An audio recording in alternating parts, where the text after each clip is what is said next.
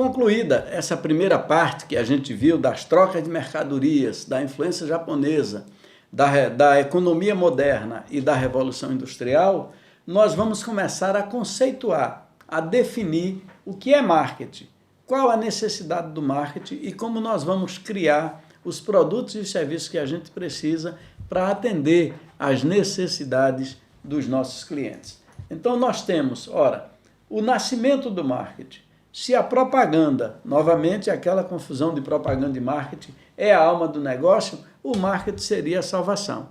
Então você tem uma necessidade de um produto, você vai lançar esse produto no mercado, você vai ter que ter uma mídia para poder atrair o público para esse produto que você tem e dessa forma você vai ter um marketing, um planejamento de marketing aí do produto para colocar ele no mercado. E aí nós vamos ter essas definições para poder entender o que é marketing, como usar esse marketing e como esse marketing ser benéfico para todos nós.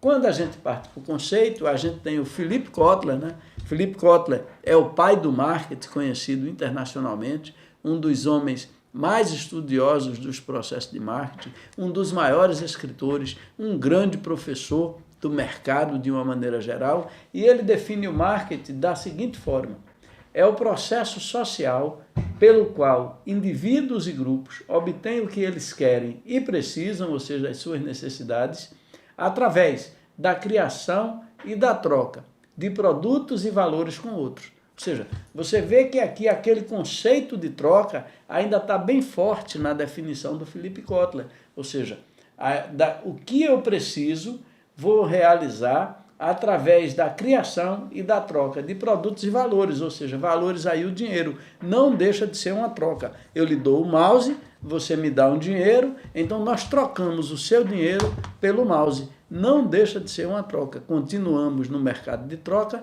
só que agora com a moeda, ao invés de trocar o mouse pelo teclado, como a gente poderia fazer. Então, Philip Kotler define o marketing dessa forma. Marketing é o processo social pelo qual indivíduos e grupos obtêm o que eles querem e precisam através da criação e da troca de produtos e valores com outros, com terceiros. Dentro disso, a gente tem uma necessidade muito grande, né, com esse mercado competitivo, com o mundo que a gente vive, que é conhecer o nosso consumidor, que é conhecer o perfil do nosso cliente. E hoje está muito enraizado, está muito divulgado pelas redes sociais na questão de você conhecer o perfil do seu cliente. Se você vai impulsionar um produto, se você vai compartilhar um produto, você vai ver para que público você vai compartilhar, vai fazer a segmentação desse público, vai tirar a idade, a faixa etária, enfim, você vai conhecer o seu consumidor. Quem vai comprar isso? Tem um ditado desse programa Minha Casa Minha Vida, que diz o seguinte: quem quer casa, quem casa, quer casa, que é um ditado dos mais antigos dos nossos avós e que hoje vigora facilmente, ou seja, quem casa, quer casa. Então, esse é um ditado que diz que o Minha Casa Minha Vida é mais voltado para esse público que está casando, para um público mais jovem que vai ter a sua primeira casa, embora muitos negócios do Minha Casa Minha Vida sejam feitos também com pessoas idosas, com pessoas de maior idade, mas a maioria dos compradores do Minha Casa Minha Vida é um público jovem que vai aí de 22, 23 até 35, 39 anos e muitos estão casando e muitos estão fazendo os seus casamentos. Então, o Jack Trout e o Howard Hayes, no seu livro lá, ele diz que é melhor ser o primeiro na mente do cliente do que o primeiro no mercado. Ou seja, não adianta você ser o primeiro no mercado se você não for o primeiro na mente do seu cliente. Porque você vai ser o primeiro no mercado, mas por um tempo.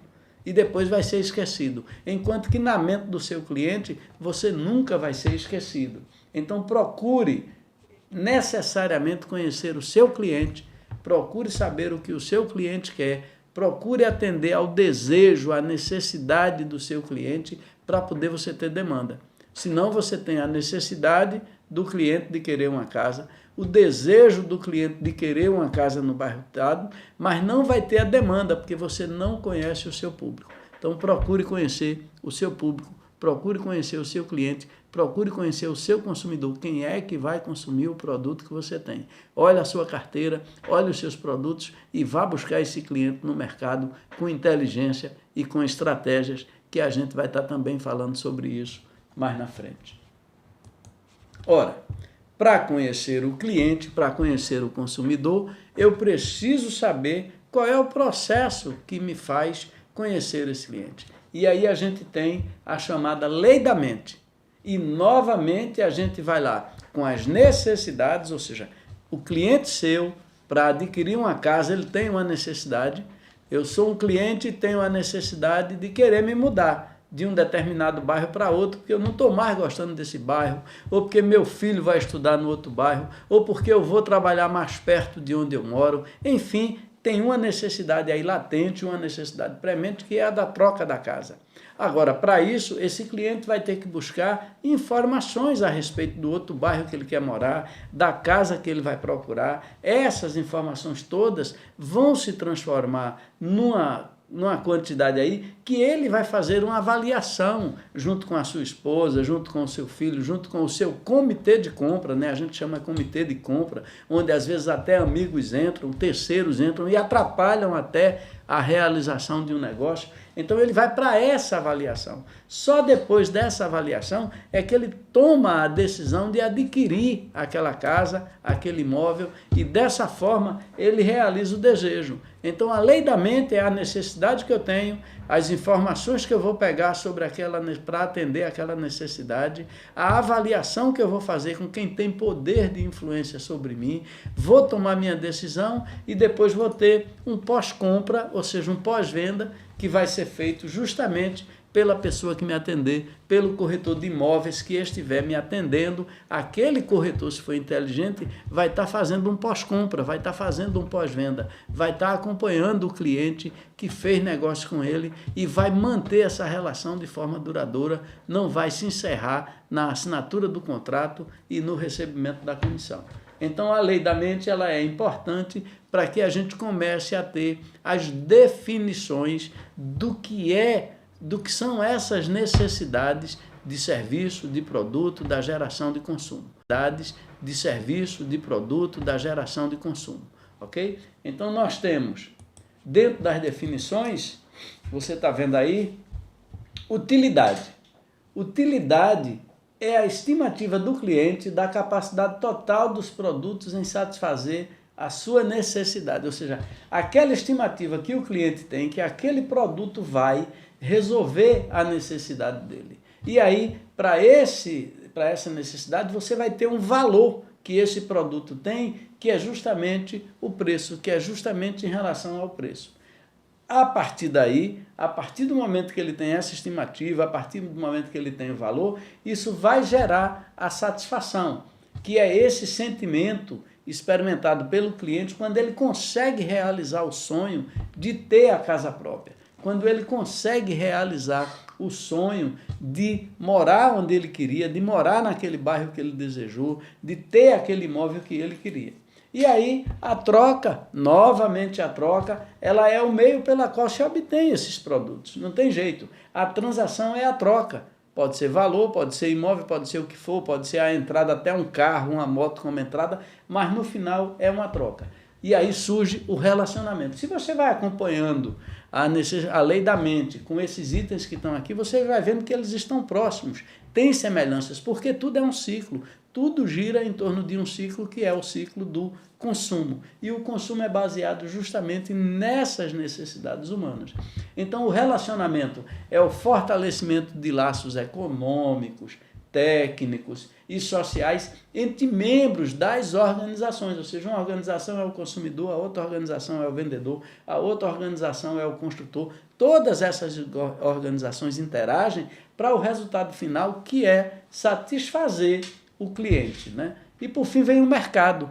Você vai conhecer em profundidade o mercado que você trabalha, o local que você está trabalhando, para poder você aplicar um marketing correto, um marketing local. Senão não adianta você importar um marketing de São Paulo, de Minas Gerais, trazer um modelo de propaganda imobiliária de Portugal para o Brasil, porque não vai colar. As realidades são diferentes. Você tem que adaptar até esse produto que você está vendo e que acha bom, mas você tem que adaptar para o Brasil, você tem que adaptar para você. Só dessa forma você vai fazer com que esse produto seja identificado pelo seu cliente, consiga convencê-lo a adquirir o seu produto e dessa forma você tenha bons resultados. Então o marketing, ele tem muito de marketing local e isso está ligado às necessidades dos clientes que a gente tem locais, assim também como as variáveis dos segmentos de mercado, psicográficas, demográficas, socioeconômicas, que nós vamos estar vendo tudo isso lá na frente junto com vocês.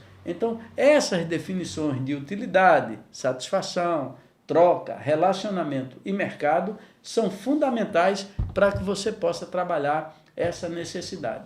O termo mercado, inicialmente, era o local onde compradores e vendedores se encontravam para trocar bens no local público, ou seja, na época dos escravos. Você tinha os escravos como mercadoria.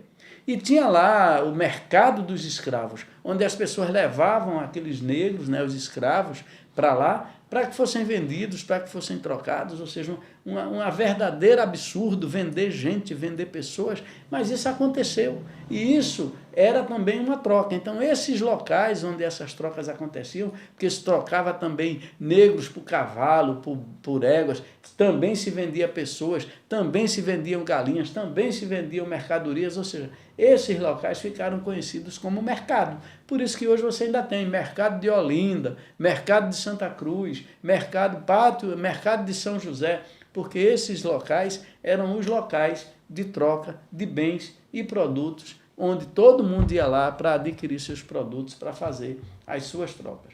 Então esse é o termo mercado que a gente tem.